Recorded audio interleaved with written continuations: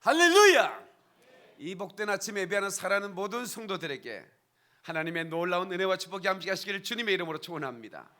옆 사람에게 나만 보면 살만 나지요 하고 인사 한번 할까요? 예. 오늘 은혜 받고 갑시다. 또 한번 인사하시겠습니다. 이곳에 오니까 은혜의 분위기가 있죠. 분위기가 기적을 낳습니다. 여기 가면 아파트가 똑같은 구조의 아파트들이 여기에 질비에 있죠. 그런데 똑같은 아파트 구조지만 가정마다 들어간 분위기가 다릅니다. 여러분, 은혜로운 분위기를 만들 수 있는 것은 은혜로운 사람만이 만들 수 있는 거예요. 여러분의 가정이 은혜로운 분위기로 꽉 차기를 주의 이름으로 축원합니다. 옆 사람에게 다시 한번 이렇게 살짝 미소를 너무 부담스럽게 쳐다보지 마시고 살짝만 쳐다보면서 은혜로워 보이십니다 하고 인사하시겠습니다. 할렐루야. 인생을 살다 보면 어떻게 해야 될지 모를 때가 있어요. 어디로 가야 될지. 어찌해야 좋을지 나는 알 수 없어요. 어디 가야 좋을지. 그런 찬송이 나온다고. 근데 그럴 때 점쟁이 찾아가고 싶지?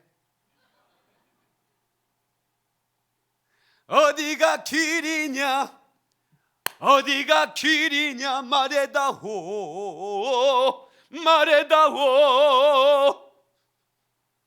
예수님께서 내가 그 길이라는데 또 하나의 속삭이는 게 있어요. 내가 그 길이다. 사탄도 나를 따라오라고 얘기합니다.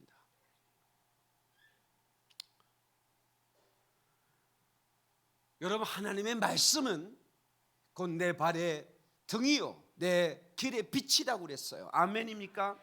하나님의 말씀을 쫓아가면 하나님의 축복의 사건을 만나게 됩니다. 달려갈지라도 세상 길 가지 말고 그 하늘 비밀 내게 주신 아버지 품을 향해 가다가 지쳐 쓰러지면 주의 이름 부르겠네. 여호와 나의 하나님이 응답해 주시리라.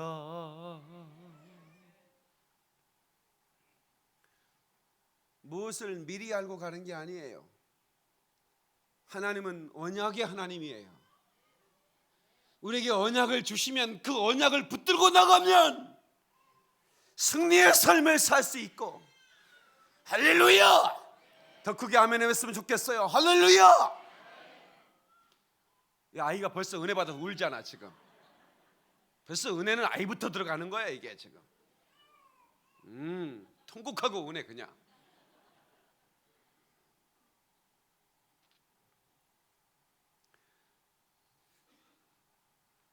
오늘 저는 신약시대의 예언은 말씀의 신탁이라는 제목으로 말씀을 전하겠습니다.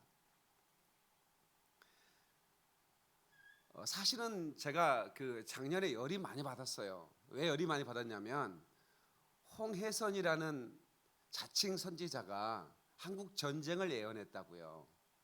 12월 달에 전쟁이 일어난다.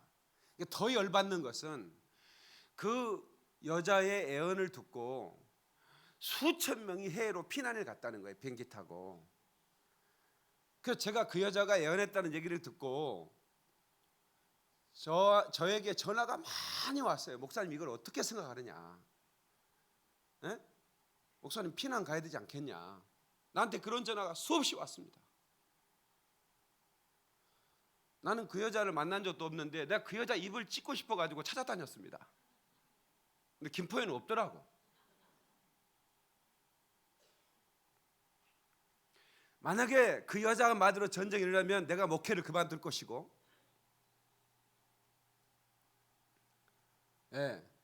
전쟁이 일어나지 않으면 그 여자 입을 찢어야 된다. 내가 몇 번이고 경고했습니다.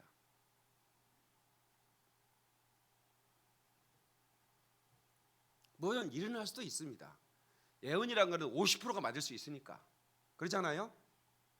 예, 100% 맞는 것도 있어요. 당신은 얼마 한 100년 안에서 죽지? 그럼 100% 맞습니다.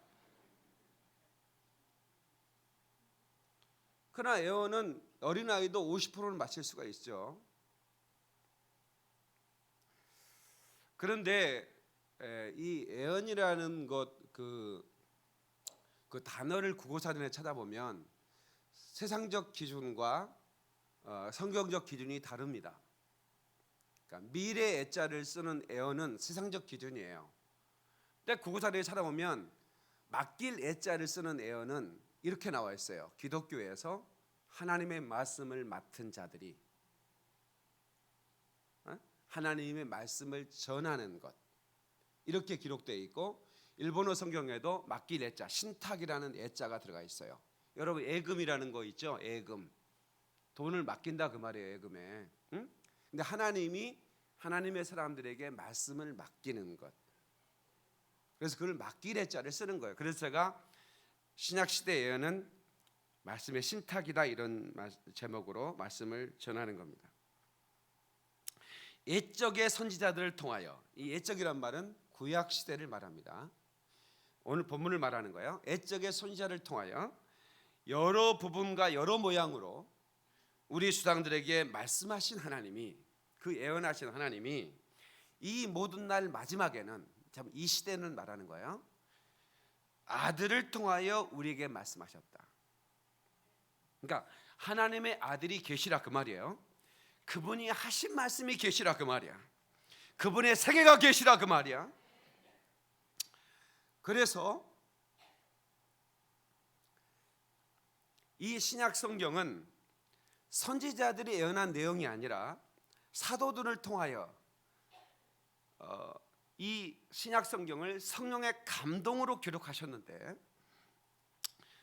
이것을 하나님의 계시로 인정하는 겁니다. 로마서 3장 2절에 보면 범사에 많으니 첫째가 저희가 하나님의 말씀을 맡았습니다. 당신은 하나님의 말씀을 맡은 사람입니다라고 옆 사람 인사 좀 해주세요. 당신은 하나님의 말씀을 맡은 사람입니다. 하나님의 말씀을 신탁받은 사람이라 그 말이에요. 할렐루야. 성경을 문자적으로 해석을 하면 상당히 위험합니다. 동성 연애하는 자는 죽여라 그러면 죽여야 됩니까? 여자는 교회에서 잠잠하라 그러면 교회는 고요합니다. 고린도서 14장에 여자는 교회에서 잠잠하라고 그랬어요. 그러면 오늘날 교회가 여자가 잠잠하면 어떡하라고? 찬송도 해야 되고 말씀도 전해야 되는데, 이것을 성경의 의미와 어떤 그래서 신학이 필요한 거죠. 하나님은 무질서의 하나님이 아니시고 화평의 하나님이신데, 이 하나님의 이 은혜의 경륜, 이 말은 무슨 말이냐면 하나님의 은혜가 담겨진 하나님의 뜻을 말하는 거예요. 에베소서 3장 2절로 4절을 보면 너희를 위하여 내게 주신 하나님의 그 은혜의 경륜을 너희가 들었을 터이요 곧 계시로 내게 비밀을 알게 하신 이는 내가 먼저 간단히 기록함과 같으니, 계시를 기록했다 그 말이에요. 그것을 읽으면 내가 그리스도의 비밀을 깨달을 것을 너희가 알 수 있으리라. 이것을 뭐라고 하냐면 문서 계시라 그럽니다. 신학 시대의 설교는 목회자가 직통 계시를 받는 것이 아니고 성경의 기록자가 성령의 영감으로 받아 간단하게 기록한 이 계시의 이 말씀을 이 설교자가 성언 운반이라고 그러는데, 신학적인 용어로 성령의 영감을 받아서 계시의 말씀을 풀어 예언의 메시지를 전하는 거예요. 그래서 이 메시지 안에는 책망과 교훈과 위로와 권면이 다 담겨 있는 거예요. 그러니까 신학 시대의 예언은 설교를 통해서 나가는 거예요. 하나님의 말씀을 깨닫는 자가 그 깨달은 말씀을 하나님의 비밀을 가르쳐 그로 하여금 하나님의 뜻을 알게 해서 그가 책망을 받고 회개하며 그가 위로를 받고 그가 권면을 받으며 그가 하나님의 뜻을 깨닫고 돌이켜 하나님의 사람으로 살아가는 것이에요. 할렐루야. 고린도전서 14장 24절 25절에 그러나 다 예언을 하면 믿지 아니하는 자들이나 알지 못하는 자들이 들어와서 그 모든 사람에게 책망을 들으며 모든 사람에게 판단을 받고 그 마음에 숨은 일이 드러난다. 하나님 말씀을 들을 때 여러분의 마음이 찔리는 거죠. 왜? 그 마음에 숨은 일이 드러나니까. 이 예언의 말씀은 여러분의 안에는 숨은 일을 드러나게 만드는 겁니다. 엎드려 하나님 경배하며 하나님의 참으로 너희 가운데 계신다 전파할 것이다. 아멘. 그러니까 우리가 하나님의 이 말씀을 맡은 자가 하나님의 이 은혜의 경륜, 하나님의 뜻을 깨달아서 이 문서적 계신 하나님의 계시가 완성됐다 이 말이야. 이 문서 계시를 성언 전달로 통해서 하나님의 계시를 선포하는 때 그 마음에 찔려서 회개하고 그가 그 말씀을 통해서 위로를 받고 그 말씀을 통해서 잘못된 것을 수정하며 그가 하나님의 영광을 드러내는 삶을 살고 그가 하나님의 말씀을 전파하는 자가 될 것이라는 거죠. 할렐루야! 깨닫는 분 다시 한번 박수로 영광 돌리겠습니다.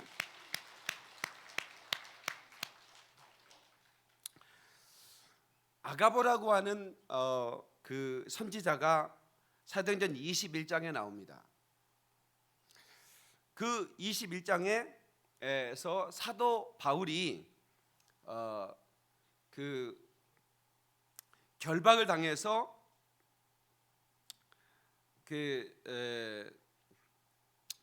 당신이 이제 해를 받을 거니까 예루살렘으로 올라가지 말라는 예언을 합니다. 여러 날이 있더니 선지자 아가보라는 이가 유대로부터 내려와 사도행전 21장 10절 11절입니다. 우리가 와서 바울의 띠를 갈라가 자기 수족을 잡아매고 말하기를 성령이 말씀하시되, 그러니까 사도 바울의 띠를 허리띠를 가지고 자기 몸을 막 묶더니 이렇게 얘기하는 거예요. 예루살렘에서 유대인이 이같이 이 띠 임자를 결박하여 이방인의 손에 넘겨지리라 하거늘 우리가 그 말을 듣고 그곳 사람들로 더불어 바울에게 예루살렘으로 올라가지 말라 고나니 바울이 대답하되 너희가 어찌하여 울어 내 마음을 상하게 하느냐. 나는 주 예수 이름을 위하여 결박을 받을 뿐 아니라 예루살렘에서 죽을 것도 각오하였노라. 저가 고난을 받지 아니하므로 우리가 주의 뜻대로 이루어지다 하고 그쳤노라. 그러니까 사도 바울은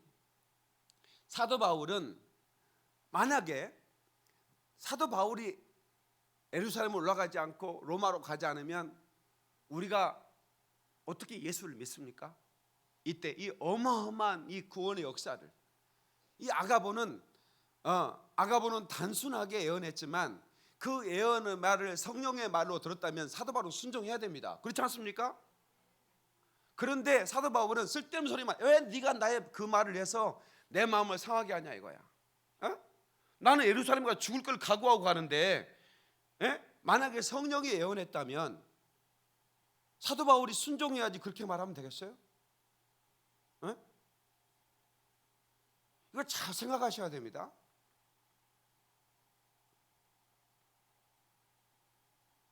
분별하여 받아들이라는 겁니다.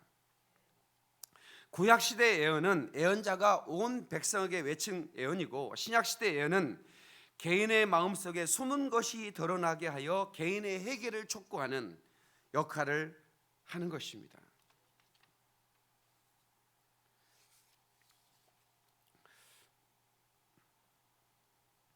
개인적 신앙적 체험은 누구나 할 수 있어요.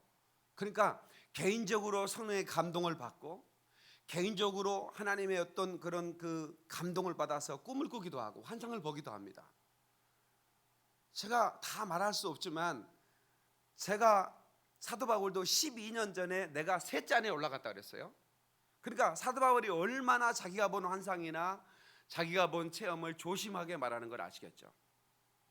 그러니까 12년 동안에 입을 닫고 있었어요. 셋째 하늘에 올라갔는데 하늘은 세 개로 돼 있거든요. 3층으로 돼 있다고. 새가 나르는 하늘을 스카이라고 그래요. 별들이 떠 있는 하늘을 스페이스라고 그래요. 그리고 그 별들이 떠 있는 하늘 너머에 또 하늘 3층의 하늘이 있는데 거기가 하나님의 보좌가 있는 헤븐이에요. 헤븐 하늘이 있어요. 그 헤븐 하늘에 올라가서 말할 수 없는 것을 봤는데, 그것도 자기가 봤다는 얘기도 안 해. 어떤 사람이 그걸 자기 얘기하면서, 그것도 12년 전에 얼마나 자기가 본 개인적인 환상이나 주관적인 체험은 성경을 대신할 수 없다는 것.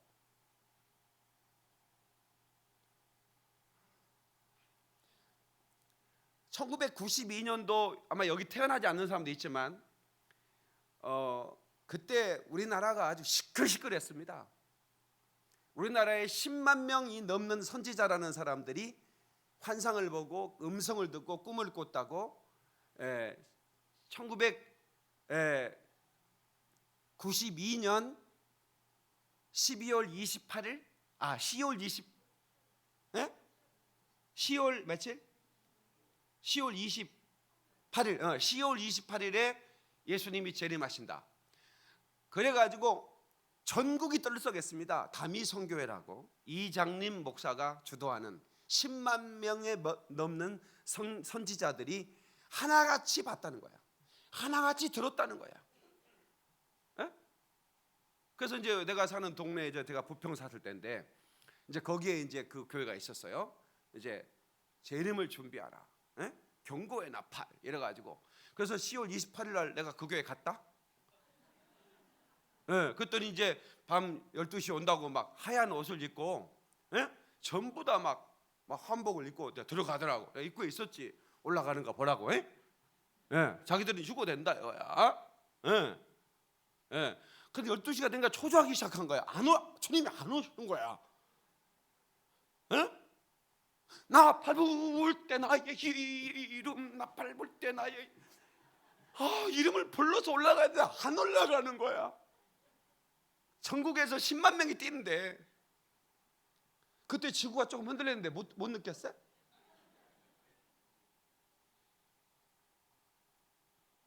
한 몇 시간 뛰다가 지치니까 주님이 연기했다고 또. 애연자는 참 쉬워. 주님이 분명히 말씀을 했다고 해놓고 연기했다고 그러시는데 하면 끝나는 거야.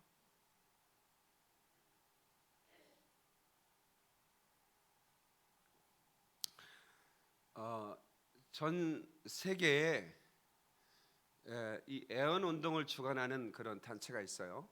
이제 그 단체가 이 성령 운동을, 건강한 성령 운동을 혼미케 만들고 있고 거기에 그 아주 세계 최대의 그런 예언자라는 사람들이 동성연애, 성추문, 뭐 자살, 정신병 이름을 제가 실명을 대기가 좀 그래서 제가 안 되는 거예요. 텔레비전 나가기 때문에.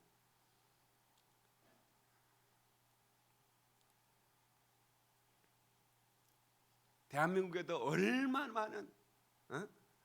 얼마나 많은 사람들이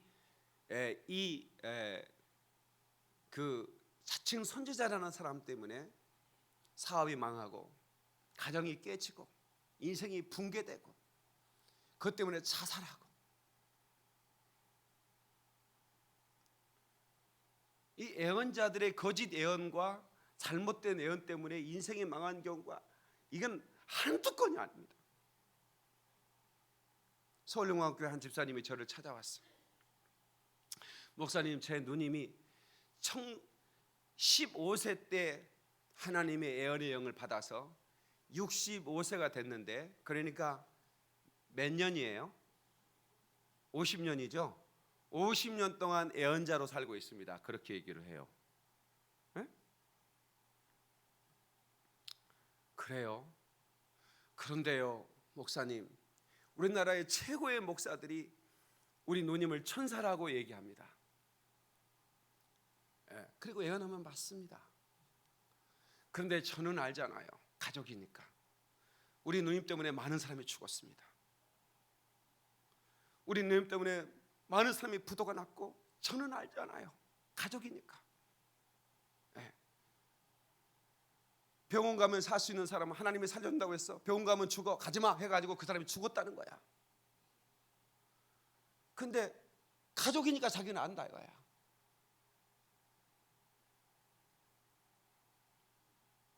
근데 예언자는 책임을 그 환자에 돌려. 하나님이 살려준다고 했는데 네가 잘못했으니까 죽었지, 이렇게 얘기하는 거예요. 그리고 요즘은 여러분, 예언을 하나님이 주시는 건데 어떻게 예언을 배워서 예언을 할 수 있어요? 온갖 예언 학교, 예언 무슨 분별 학교, 예언 세미나 해가지고 예언을 가르칩니다. 예언하는 법을 가르쳐요. 이게 보통 문제가 아닙니다. 보통 문제가 아닙니다. 그러면서 하는 얘기가 첫 번째 시간에 이렇게 합니다. 예언은 틀려도 된다. 예언은 틀릴 수도 있다.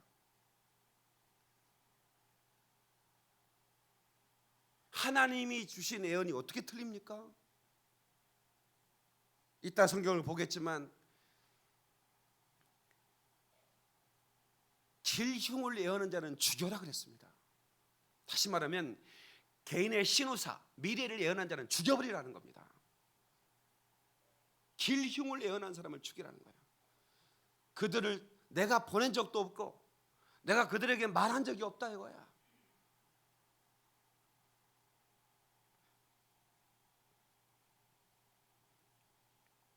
신약시대 예언은 말씀을 깨달은 자는 누구나 할 수 있습니다. 그래서 사도 바울은 모두가 다 예언을 하려고 하라고 그랬어요.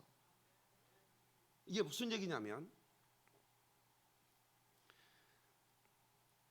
고린도전서 14장 31절에 너희는 다 모든 사람으로 배우게 하고 모든 사람으로 권면을 받게 하기 위하여, 배우게 하고 권면을 받게 하기 위하여 하나씩 하나씩 예언할 수 있느니라. 이 말씀이 무슨 얘기냐면 이거를 쉽게 번역을 하면 이렇게 얘기합니다. 성경 원문대로 번역을 하면, 왜냐하면 너희 모든 사람들이 한 사람씩 예언하도록 할 수 있기 때문이다. 모든 자들이 배우고 모든 자들이 권면하도록. 그러니까 말씀을 깨달은 사람이 말씀의 선포를 통해서 책망하고 위로하고 권면하는 것이 예언이라고 고린도전서 14장 3절에 말하고 있어요. 방언은 자기 덕을 세워요. 왜? 이것은 알아듣지 못하니까. 그러나 예언은 알아듣는 말로 복음을 깨달은 자가 그를 책망하고 위로하고 배우게 하고 권면해서 회개하도록 만드는 게 예언이라. 그래서 너희가 모두가 다 예언하도록 하라 이거예요. 예? 다 예언을 삼으라는 거예요. 그러니까 여러분 모두가 다 예언을 할 수 있어야 돼요. 그러나 이 예언은 미래를 점치는 게 아니라 하나님의 말씀을 신탁받은 자가 하나님의 말씀을 깨달아서 전하는 것을 예언이라 말한다. 이 말이 분명하게 정의를 드려야 되는 거예요.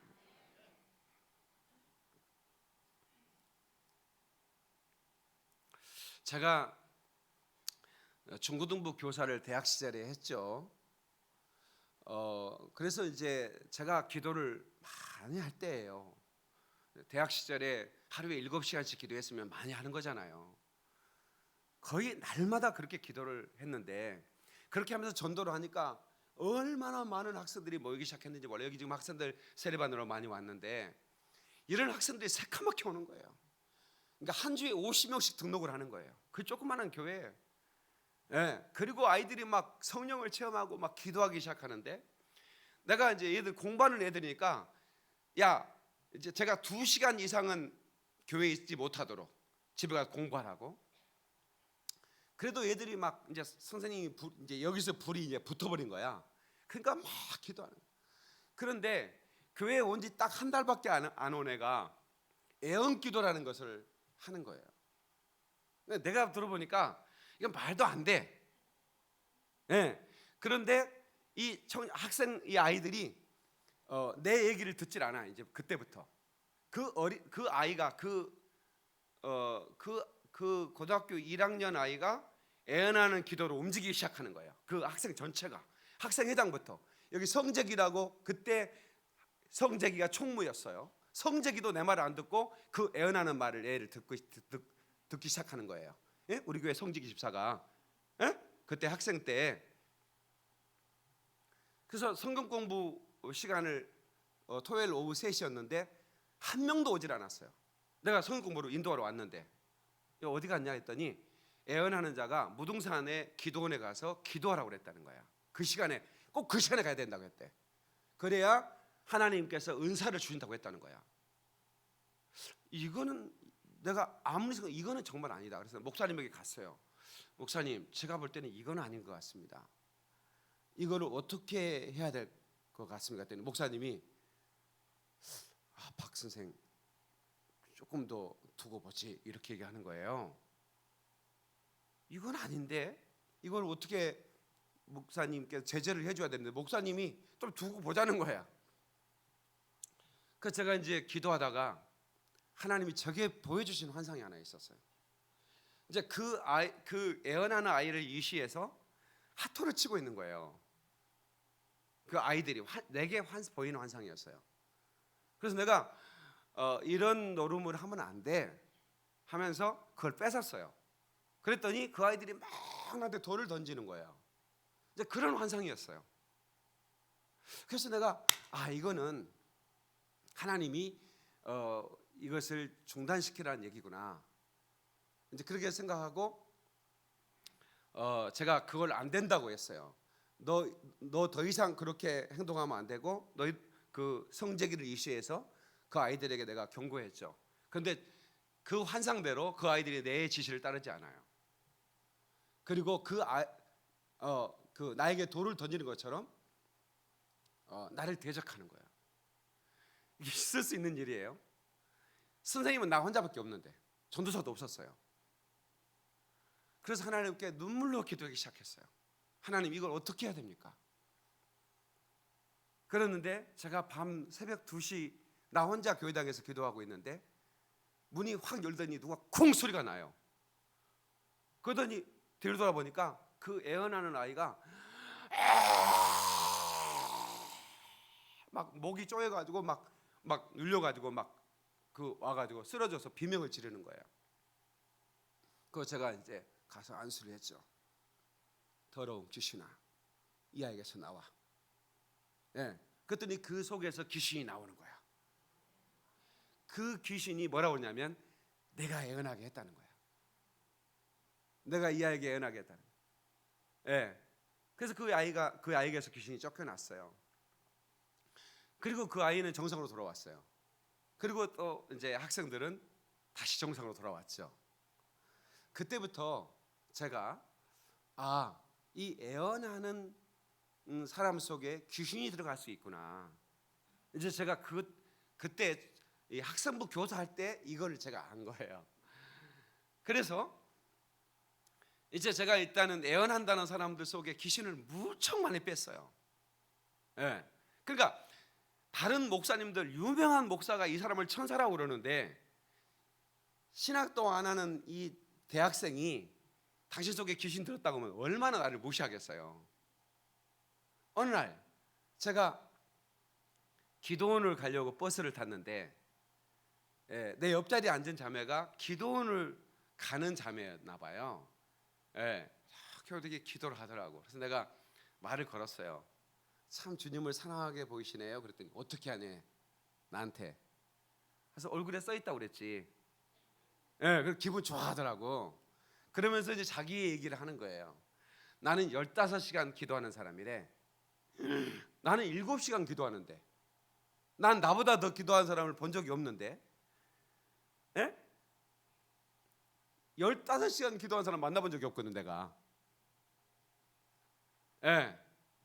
그러냐고.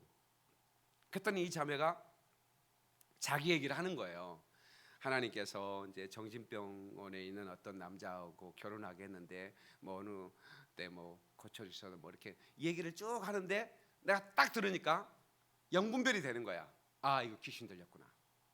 내가 자매님 참 미안한데 자매님 속에 귀신이 들었네. 내가 그랬거든요. 이 자매가 얼굴이 확 바뀌는 거야. 당신이 뭔데 나에게 우리 목사님은 나를 천사라고 그러고 우리 목사님 자기가 시키는 대로 한대. 자기가 누워가지고 박 목사야 아무개 집사를 잘라버리라면 잘라버리고 뭐 하여튼 자기가 자기 입에서 나온 대로 그렇게 우리 목사님은 하는데 당신은 신학도 안 하는 청년이 나한테 귀신 들렸다고? 막 열이 받아가지고 아니 기분 나쁘면 미안합니다. 내가 그랬어요. 예, 그 기도원 도착해가지고 제가 이제 한쪽 기도하고 있는데 이 자매가 다시 왔어요 나한테. 화가 안 풀린 얼굴이야. 예? 아니 왜 그랬어요? 아니 도대체 왜 나한테 귀신 들렸다고 하는 거예요? 자매님 궁금하세요? 나 성경 한번 볼까요? 그래서 내가 성경을 이렇게 여기다 한번 볼까요? 여기 볼까요? 성경을 이렇게 찾아보는 거예요. 같이 성경을 찾아보는데 1분도 안 돼서 검정 눈에 있는 검정자가 없어지는 거예요. 예, 흰자만 보니까. 예, 그러면서 숨소리가 달라져. 그때 내가 나와 이 더러운 귀신아. 예, 그 순간에 그 귀신이 튀어나오는 거예요. 예, 들켰네 하면서. 예, 내가 아무 목사도 속이고 아무개 목사도 속이고 다 속였는데 여기서 들켰네 억울해 하면서 나가는 거예요. 펑펑 울어요. 예, 귀신을 쫓아냈어요.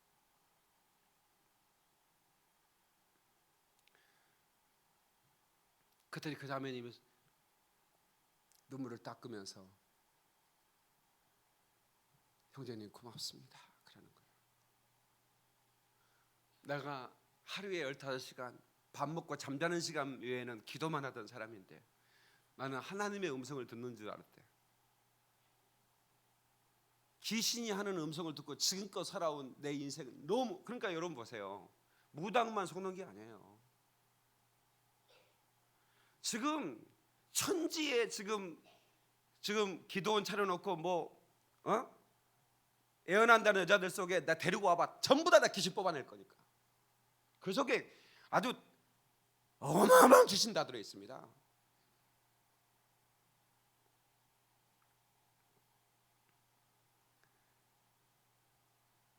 이 얼마나 어리석은 짓을 하며 사는지 몰라요. 한국교회 성령운동이 너무나 많이 병들었어요. 집회에 무슨 짐승 소리를 한다고 와 하고 예, 그게 그 인도의 힌두교와 그 힌두교에서도 집회하거든요. 똑같은 현상이에요. 보면 예, 그러니까 너무나 가슴이 아픈 일이에요. 예. 그러니까 여러분들이 그 무당을 찾아갈 수 없고 예? 궁금하니까 예? 여러분 애언기도를 받은 사람이 미래를 궁금해서 가지 무슨 자기의 어떤 그런 하나님 말씀 얼마든지 하나님 말씀이 조회종을 통해 들을 수 있는데 예? 다 거짓말이에요. 그러니까 그게 영적 호기심이죠. 그 마음이 여러분에 다 있어요. 제가 여러분들이 그럴 때 책망하려고 하는 건 아니에요. 왜? 나도 그랬으니까. 어렸을 때 모르니까. 호기심이 있으니까. 그리고 목사님이 그 잘못된 거 가르쳐준 적이 없으니까. 예. 제가 모시고 있는 교회 목사님 사모님이 애원을 했거든. 난 다 맞는 줄 알았어. 사모님이 다 안 돼. 그러니까 사모님 있을 때 교회 문 열어보고 사모님 있으면 도망가 버려. 왜? 사모님이 자기 다 안다고.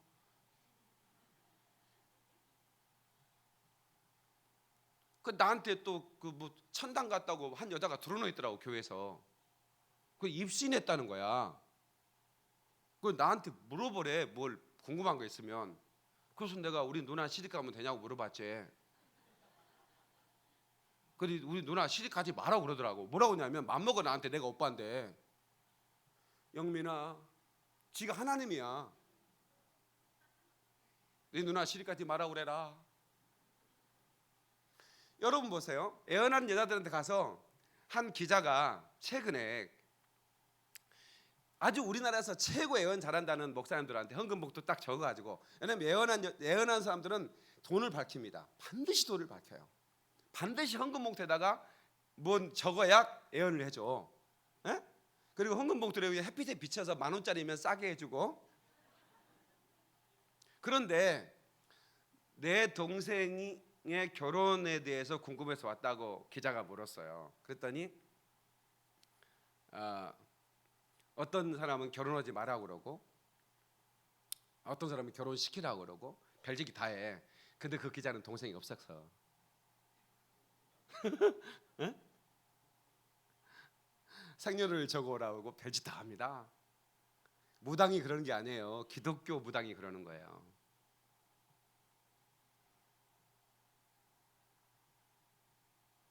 그러면서 구속이 돼요.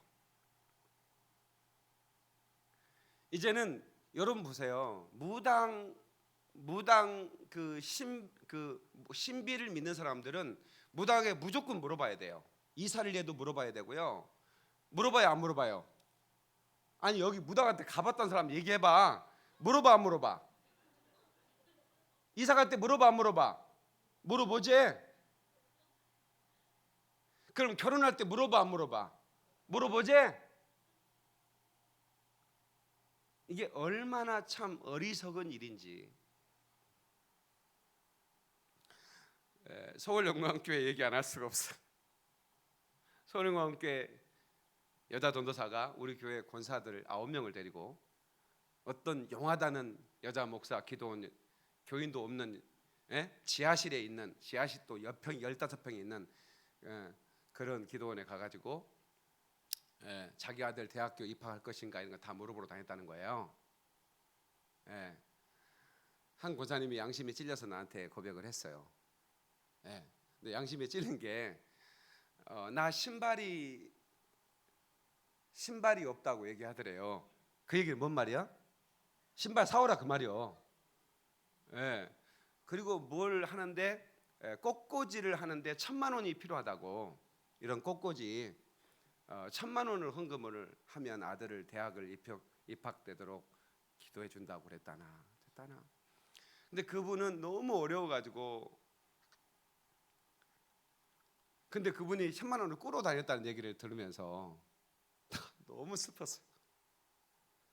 어떻게 그 지하실의 여자가 한 얘기 그런 얘기를 듣고 그렇게 할까?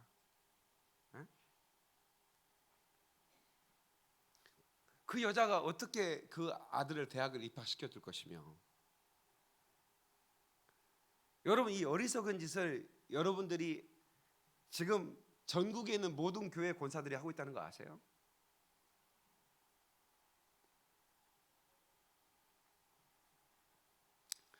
목사 몰래 목사한테 얘기하지 말라고.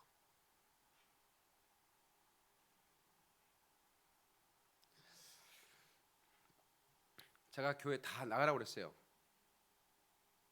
다시는 우리 교회 오지 말라고. 당신들하고 우리 신앙생활하고 싶지 않다.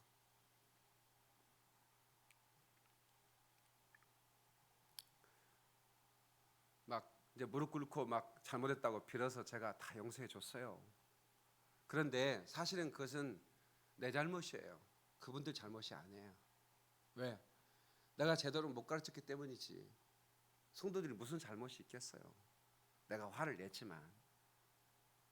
그리고 또 굳이 묻자면 한국교회 목사들 잘못이에요. 성경을 바로 가르치지 못하니까. 성도들이 혼돈되죠. 당연하지 않습니까? 저도 마찬가지였는데 나도 성경을 모를 때는 나도 뭐 물어보라니까 목사님이 그러니까 물어보는 거지 뭐. 우리 누님 시리가 잘 살아요? 만약에 내가 애언자 말을 들어서 누나한테 들어서 누나가 그 얘기를 들었으면 어떡할 거예요? 신학교에 가보면 어디 기도원 갔더니 어떤 기도원 그 애언자가 당신이 신학하라고 해가지고 신학했다는 사람이 수없이 많습니다. 그 사람들 다 가짜입니다. 왜 목회가 힘드냐? 하나님이 부른 적이 없는데 가짜 선지자가 신학하라고 해서 신학한 사람들이에요. 전부 다.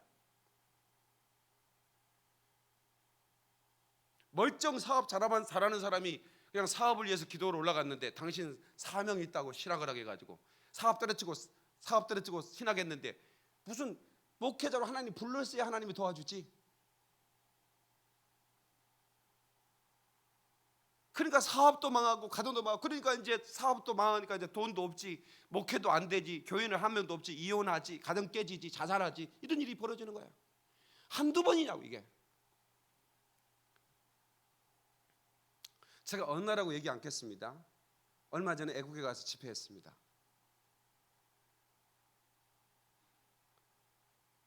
한 목사님이 신방을 가달라고 했어요. 애국 목사님이에요. 여기 건너 나라에, 섬나라.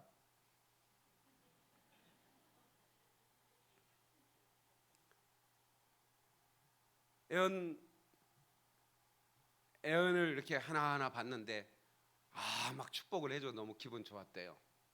네. 그런데 이렇게 이제 애언을 받고 그 다음번에 자기 부인이 애언을 받는데 너는 딸아, 그 딸이 이제 목사님이야.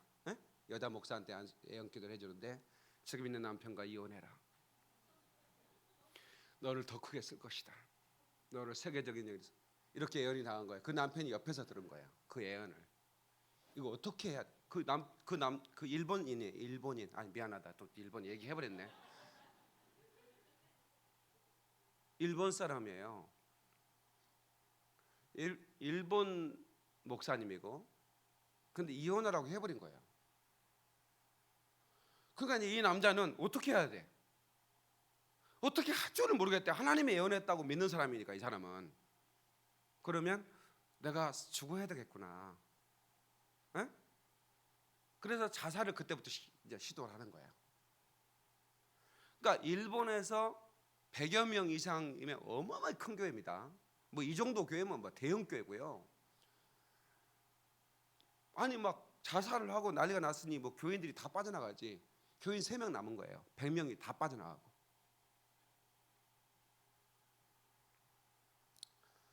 지금 이런 애언 때문에 사람이 자살하는 사람, 사업이 망한 사람, 애언한 사람 말 듣고 사업했다가 풍지박산 된 사람 한두 사람 여기도 나한테 와서 자기 친구가 애언자 말을 듣고 사업했다가 망해가지고 다시는 난 애언 믿지 않는다고. 그런데도 불구하고 지금 사람들은 목사 몰래 쫓아다니고 그럴 수 있어요. 그러나 여러분 모르니까 이해할 수 있어요. 그러나 지금부터는 그러지 말아야죠. 그러지 않습니까?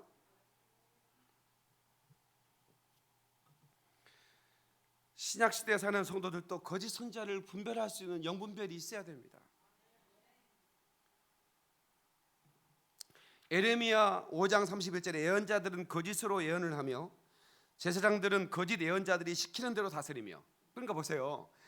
그러니까 신약시대도 예언자가 예언하면 목사님이 그 예언한 자가 예언한 대로 교회를 다스린다니까. 그런 교회가 한두 교회가 아닙니다. 여자 집사가 예언을 하는데 목사가 그 여자 말만 듣고 교회를 하는 거예요. 운영을 하는 거예요. 어디로 이사 가라면 이사 가고, 어느 교회 어느 장로를 세우라면 세우고, 그 예언한 대로 세우는 거예요.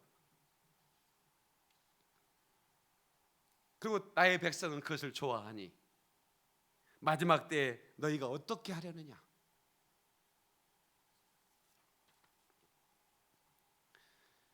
성경에서 점을 치는 행위는 절대 금지된 일이라고 말하고 있어요. 신명기 18장 20절 22절. 만일 어떤 선지자가 내가 전하라고 명령하지 아니한 말을 제 마음대로 내 이름으로 전하든지 다른 신들의 이름으로 말하면 그 선지자는 죽임을 당하리라. 예레미야 20장 1절로 6절.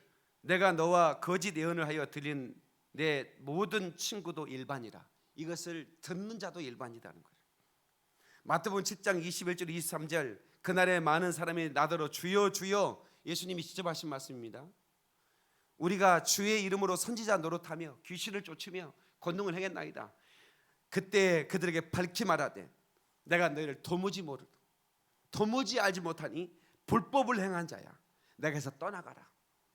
나는 이 거짓 선지자들이 반드시 지옥 간다고 믿는 사람입니다.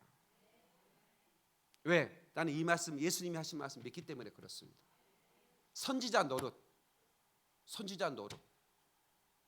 아무리 지가 권능을 행하고 기적을 행하고 귀신을 쫓고 별짓 다 해도 불법을 행하면 내게서 떠나라는 거야. 에레미야 23장 12절로 17절. 만군의 여호와께서 이같이 말씀하시되 너희에게 애언하는 선지자들의 말을 듣지 말라.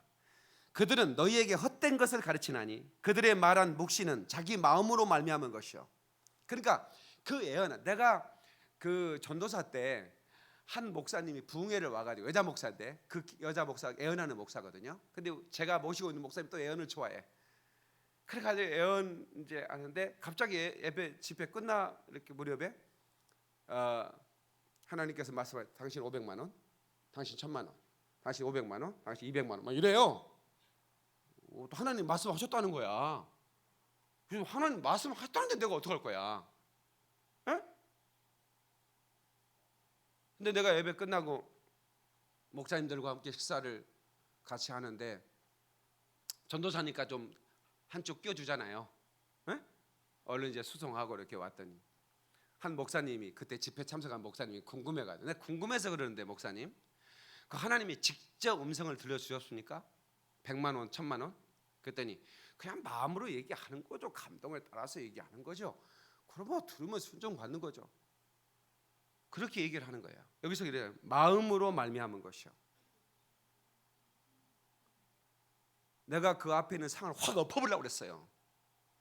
그런데 마음 오늘 착해서 못 엎었어요. 내가 그 엎고 딱 엎어버리고 사표 내고 나오려고 그랬어요. 마음이 약해서 못했습니다.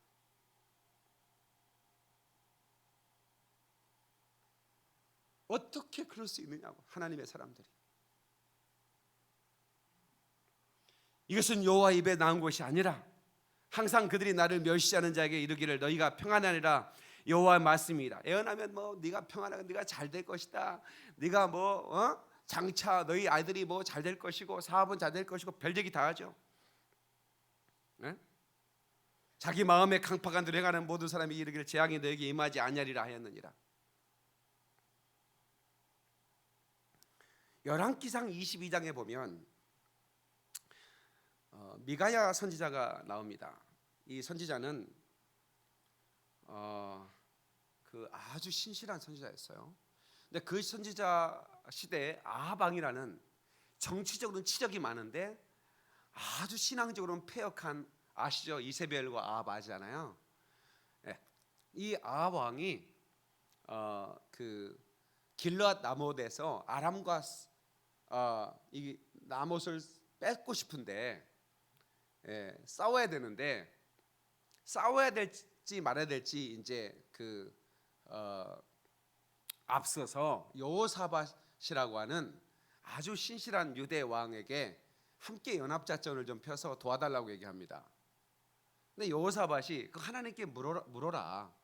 그러니까 그 내가 싸우랴 말랴 하면서 선지자들을 부르는데 400명의 선지자가 나옵니다.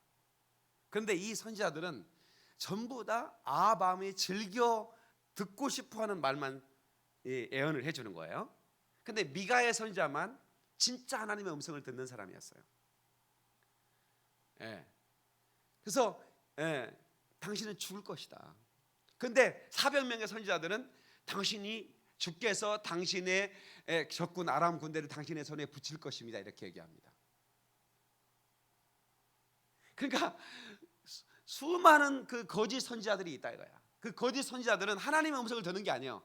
사람들이 듣고 싶은 얘기를 해주고 그리고 거기에 권력에 붙어서 사는 거예요. 근데 미가의 선지자가 그 옵저버의 자격으로 참관인의 자격으로 그 천상회의에 올라갑니다. 이것을 한번 읽어봤으면 좋겠는데요. 열왕기상 22장 보세요. 이 말씀을 한번 읽어봅시다. 그냥 열왕기상, 사실은 시간이 있으면 하나하나 찾으면 참 좋아요. 이거를 여러분이 듣기만 해서는 안 되고 시간이 없는 관계로 열왕기상 22장 20절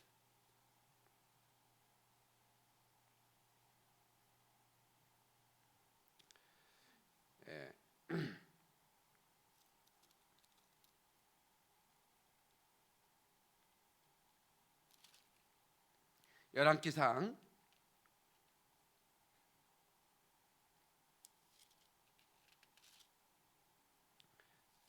22장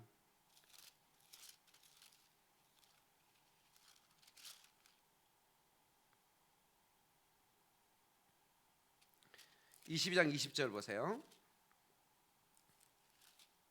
이스라엘의 왕과 시작. 이스라엘 왕과 유다의 여호사밧 왕이 길랏 아못으로 올라가니라. 이스라엘 왕이 여호사밧에게 이르되 나는 변장하고 전쟁터로 들어가려 하노니 당신의 왕복을 입으소서 하고 이스라엘 왕이 변장하고 전쟁터로 들어가니라. 그 왜 이 29절 읽었군요. 이게 미안합니다. 29절 30절은 이제 아합 왕이 변장하고 들어가는 장면이 나오죠. 이 이유는 뭐냐면 이 400명의 선지자의 말보다는 이 아합 왕은 자기가 목숨을 왕이 그렇게 예언하면 죽일 수도 있는데 목숨을 내놓고 자기에게 하나님이 당신을 칠 것이다라고 하는 그 예언을 두려워했어요. 그러니까 이거 내가 죽을 수 있겠구나. 미가야 선지자의 예언을 두려워. 세례 요한도 마찬가지잖아요. 그 헤롯이 세례 요한의 예언을 두려워했잖아요. 그 말을 두려워했지만 그리고 그러니까 이런 이 거짓 선지자의 말을 듣는 자들도 그 참 선지자의 말에 대해서 그 두려움은 있지만 그것을 받아들이지 않기 때문에 이제 그런 역사가 있었죠. 제가 이제 보자고 한 얘기가 20절 보세요. 20절 열왕기상 22장 20절 이 말씀 꼭 봐야 될 것 같아서 보자고 하는 거예요. 여호와께서 시작. 여호와께서 말씀하시길 누가 아합을 깨어 그를 길랏 아못에 올라가서 죽게 할 것이니 하나는 이렇게 하겠다 하고 또 하나는 저렇게 하겠다 하였는데 한 영이 나와 여호와 앞에 서서 말하되 내가 그를 깨겠나이다. 여호와께서 그에게 이르시되 어떻게 말하겠느냐. 이르되 내가 나가서 거짓말하는 영이 되어 그의 모든 선지자들의 입에 있겠나이다. 여호와께서 이르시되 너는 깨겠고 또 이루리라. 나가서 그리하라 하였은즉 이제 여호와께서 거짓말하는 영을 왕의 모든 선지자의 입에 넣으셨고 또 여호와께서 왕에 대하여 화를 말씀하셨는. 이게 무슨 얘기냐면 미혹의 영을 말합니다. 거짓말하는 영. 그러니까 예언하는 자의 입이 거짓말하고 지저분한, 그러니까 윤리적과 도덕성이 없는 사람에게 어떻게 하나님이 그 입을 빌려 말하겠어요? 한번 생각을 해보십시오. 그러니까 미혹하는 영이 그 입에 들어가서 선지자들의 입에 들어가서 말하겠다. 하나님이 허락을 해버린 거예요. 그러니까 자꾸 여러분 거짓말을 많이 하면 거짓말을 하는 영이 아예 잡아서 미혹해 하는 영이 들어가가지고 계속 거짓말하게 만듭니다. 나중에는 자기가 거짓말한 걸 자기도 믿어버려요. 처음에는 자기가 거짓말을 하면서 이러면 안 되지 그러는데 나중에 자기가 얘기해놓고 자기 말을 믿어. 그래서 망하는 거죠. 제가 성경 구절을 많이 이렇게 적었는데 여러분들이 찾아봐야 됩니다. 나중에 다 찾아봐야 됩니다. 에스겔서 22장 28절 31절 그 선지자들이 그들을 위하여 회를 치라고 스스로 허탄한 이상을 보며 거짓 복수를 행하며 여호와가 말하지 아니하였어도 여호와의 말씀이라 하였으며 이 땅 백성은 강포하며 늑탈하며 가난하고 궁핍한 자를 압제하였으며 우고한 자를 불법하게 학대하였으므로 이 땅을 위하여 성을 쌓으며 성 무너진 데를 막아서 나를 멸하지 못하게 할 사람을 내가 그 가운데 찾다가 얻지 못한 거로 내가 그 부분을 그 위에 쏟으며 내 진노의 불로 멸하여 그 행위대로 그 머리에 보응하였느니라. 나 주 여호와의 말이니라. 그 거짓 선지자들을 멸망시키겠다는 말씀입니다. 고린도후서 11장 13절 14절 저런 사람들은 거짓 사도요 교율의 역군이니 자기를 그리스도의 사도로 가장하는 자들이라. 이것이 이상한 일이 아니라 사단도 자기를 광명의 천사로 가장하나니. 이 사도나 선지자들, 거짓 사도, 거짓 선지자들은 자기를 광명의 천사로 가장한다는 거예요. 디모데후서 4장 3절 4절 때가 이르니 사람이 바른 교훈을 받지 않으며 귀가 가려워서 자기의 사역을 쫓을 스승을 많이 두고 그 귀를 진리에서 돌이켜 허탄한 이야기를 쫓으리라. 그러나 너희 모든 일에 근신하여 고난을 받으며 전동인의 일을 하며 내 직무를 다하라. 그러니까 여러분들이 지금은 그 사도 시대, 그러니까 그 사도행전에 보면 분명히 예언의 은사가 있습니다. 그리고 그 예언을 말합니다. 그 선지자가 있다고 분명히 에베소도 말하고 있습니다. 그런데 디모데전서, 디도서에 가면 이제 그 사도 바울이 이제 자기 제자들에게 교회의 직분자를 세울 때 장로는 이렇게 세워라, 집사는 이렇게 세워라, 감독자는 이렇게 세우라고 하는데 거기에 사도나 선지자의 이름은 빠집니다. 왜 빠질까요? 그때는 성경이 완성됐기 때문입니다. 이제는 문서적인 계시가 완성됐기 때문에 이제는 더 이상 선지자가 구약처럼 미래를 예언하는 선지자가 필요 없는 거예요. 그렇다고 해서 예언이 없어지는 게 아닙니다. 예언은 곧 하나님의 말씀을 깨달아서 가르치는 거죠. 책망하고, 그러나 미래를 하나님이 말하는 것처럼 뭐 사랑하는 딸아, 내가 너를 사랑하노라, 그냥 자기가 하나님이 돼서 얘기하는 그런 식의 예언은 있을 수가 없다는 거예요. 제가 어렸을 때 그러니까 저는 몰랐으니까 저도 그런 예언기도 받아본 적이 있다니까요. 그거 뭐 해주는데 어떡할 거예요? 근데 내가 이제 이걸 알고 나서, 내가 강도상에 기도하고 있는데 새벽 예배, 새벽기도 기도하고 있는데 한 여자가 한쪽에서 막 사랑하는 박 목사야 이러는 거예요. 나를 불러. 그 여자가. 그래서 일어나 봤지. 그랬더니 내가 너를 세계적으로 종으로 세우노라 막 이러더라고. 그럼 내가 기분이 좋을까 안 좋을까? 기분이 좋아야지. 근데 나는, 그러니까 사도 바울이 그러잖아요. 기분이 상했다고 그러잖아요. 내가 마음이 상했다. 사도 바울도 환상을 봤어요. 천사의 방문을 받았어요. 하나님의 음성을 들었어요. 가다가 지쳐 쓰러지면 주의 이름 부르면 하나님이 응답해 주십니다. 가르쳐 주셔요. 그러나 그건 지극히 주관적인 거예요. 그걸 예언이라고 말하는 게 아니고 그건 성령의 감동을 통한 개인적인 체험이죠.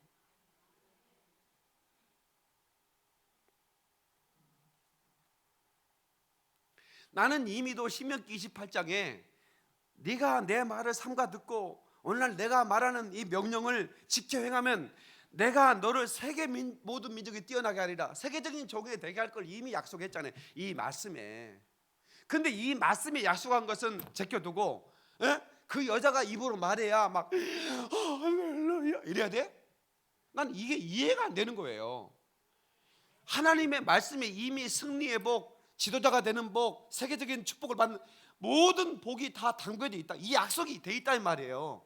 근데 이 약속의 말씀을 읽을 때는 감동이 없고, 그러니까 이제 이 예언을 사모하는 사람들은, 예언에 이게 중독된 사람들은 말씀을 읽지 않습니다. 왜? 말씀에 대해서 감격도 없어요. 설교도 그냥 설교에 감동을 받을 이유가 없죠. 설교가 예언이라고 생각하지 않으니까.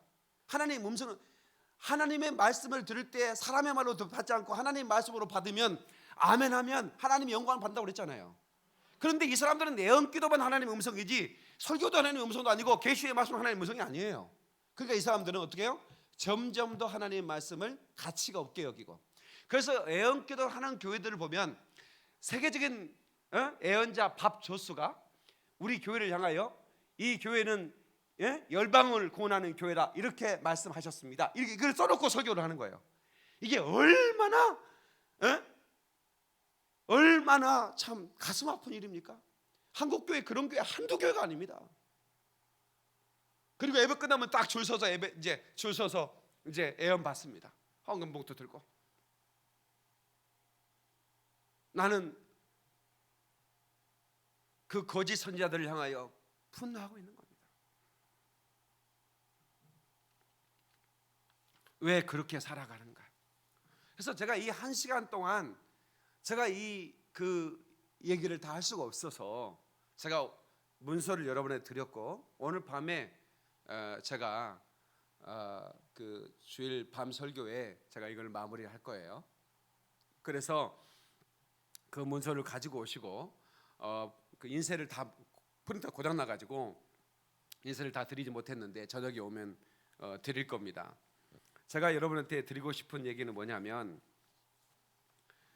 이거를 잘못 예언을 여러분들이 받으면 인생이 망가지는 겁니다. 그리고 귀신의 음성을 듣고 신앙생활을 해가지고 하나님 앞에 버림받으면 그 영혼을 누가 책임질 거냐고요.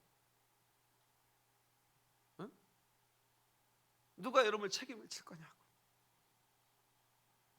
하나님의 말씀에 여러분들이 구원받는 길, 승리자가 되는 길, 세계 민족의 뛰어난 지도자가 되는 길, 뭐 사업의 성공 전부 다 들어있는데 왜 우리는 그런 여자들한테 물어봐? 자기가 그것도 지하실에서 목회하는 목사한테 자기 인생 하나 제대로 챙기지 못한 여자한테 그걸 물어봐? 얼마나 한심하냐 이거야. 응? 저는 우리 교인들이 이런 분들이 없기를 바라요. 지금 이 시간 이후에는. 과거에 있었던 건 제가 묻지 않아요. 왜? 모르니까 그럴 수 있는 거예요. 모르니까. 응? 내 남편이 바람을 필 것인가 말 것인가 궁금하기도 하고,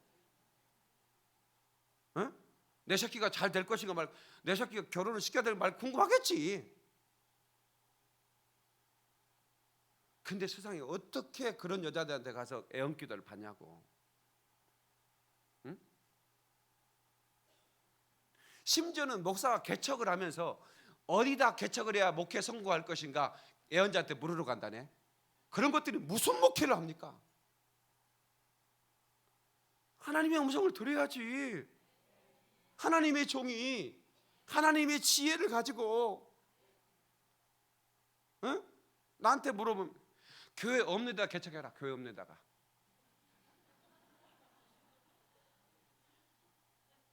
아유, 보여주셔야죠. 골목 어딥니까? 어디 거기 우회전, 좌회전, 세탁소 거기 위에. 입을 찢어야지. 누구 빼든지 그냥. 이게 무당하고 똑같잖아요. 제가 우리나라에 아주 영화다 하신 분하고 그 무당 했던 분하고 개척을 했어요. 교회를, 이 교회를, 서울영광교회를. 에? 어마어마한, 그러니까 도사인데 보통 도사가 아니야. 나 핫토를 치면, 그러니까 그런 사람은 귀신 들리면 좋겠어요. 핫토 친 사람들은 상대편 표가 보여요. 다 보여. 귀신이 다 보여줘. 핫토를 딱 치면 상대편 표가 다 보인대. 그냥 이거 얼마나 좋아. 좋아 안 좋아? 그 귀신 들리면 보여. 그러니까 핫토를 쳐도 재미가 없대. 왜냐면 이게 막 이걸 내면 저 사람이 못 낼까 막 이래야 재미가 있지. 저 사람이 뭐 다 알고 있는데 뭐 재미가 있겠어? 따고 싶으면 따고 읽고 싶으면 읽지. 그래서 재미가 하나도 없더래. 자기가 사실은 제가 언제가 얘기했죠. 소국 가게를 중동 상동에 최고 큰 시장이에요. 거기에 큰 그 메리아스 가게를 했는데 1층에 어마어마하게 커요. 한 달에 몇 천만 원을 벌어요. 빌딩도 사요. 근데 돈도 막 아쉬울 게 하나도 없어. 근데 갑자기 어떤 할머니가 와가지고 신 받아야 돼. 안 받으면 당신 부인 죽어. 이러는 거야. 그러니까 웃기는 사람 다 봤네. 그런데 부인이 아프더래. 겁이 나가지고 어떻게 해야 되냐고. 신 받은다고 얘기했잖아. 어디로 가냐고. 계룡산으로 가. 그 계룡산으로 갔대. 뭐 내가 믿을지 말할지 모르겠는데 새벽야소서에 나가서 간증을 했어요. 이분이요. 낮에 이렇게 기도하잖아요. 그 산에 가가지고 이제 무당들도 기도하는 거예요. 그러면 잠자리 수천 수만 마리가 하늘을 자기를 덮어준대. 햇빛을 가려준대. 예? 예? 밤에는 뭐 호랑이 비싼 게 와가지고 자기를 따뜻하게 그 자기 옆에 딱 붙어서 체온을 시켜준대. 따뜻하게. 그래가지고 마지막 날 40일 20일인가 자기 기도를 하고 이제 딱 하산하라 해서 하산하려고 했는데 막 어마어마한 뭐 새들이 막 시커먼 새들이 쫙 그 산에 날라오는데 황금색으로 된 엄청나게 큰 새가 날라오는데 그 계룡산에 산신령이 이러더라는 거야. 이 세상에서 가장 큰 신이 내려온다고. 응? 그러게 이제 오늘 세례 받는데 우리 예수님이 여러분을 이제 축복해 주는 건데 이 세상 신, 이 마귀가 그 사람을 축복해 준 거야. 내려왔더니 막 무당들이 막 자기를 보자마자 엎드려지는 거야. 쫙 뻗어버리는 거야. 어르신 막 할아버지 이러면서 그때부터 자기 아버지한테도 야 이놈아 이래. 그 사람은 이제 자기는 이제 이 세상 사람이 아니야. 그러면 아버지가 예. 그래가지고 이제 불상 하나 갖다 놓고 이제 이런 걸 차렸던데 한 달 만에 500명이 신도가 모이는 거야. 에? 막 구단판에 몇 천만 원씩인 거야. 에? 어때 그런 신 받았으면 좋겠어? 이래가지고 말이야. 막 전화가 오는데 도사님 오늘 시장 가야 되니까 말아야 됩니까? 가지 마. 그럼 안 가는 거야. 예. 그러면 어떻게 이사 가야 되면 구단판 하고 가. 그러면 구단판 해야 되고 그래 뭐 자기 마음대로 500명이 막 아바타야 아바타. 자기 마음대로 조종을 하는 거야. 가지마 다 자기가 조종하는 거야. 아바타인가 아바타. 아바타 영화 봤어?